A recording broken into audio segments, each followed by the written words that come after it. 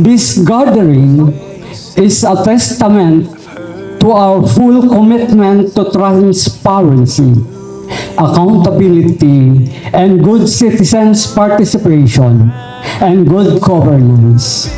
We are truly grateful for this opportunity to showcase Bula Masari as partner in advancing open and inclusive local governance.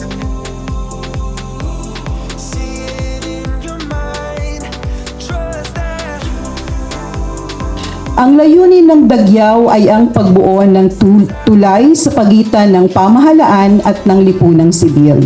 Hindi tayo narito upang sumang-ayon sa lahat.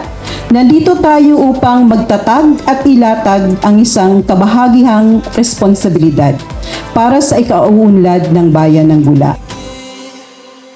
You had great patience, but something knocked you out. You felt your limitations and filled your mind with doubt. You wanna stay chill right now. Ang Bula Masari Governance ay hindi lamang tungkol sa mga proyekto ng pamahalaan. Ito ay tungkol sa pagbuo ng kultura ng pakikilahok, pananagutan, at pagtutulungan.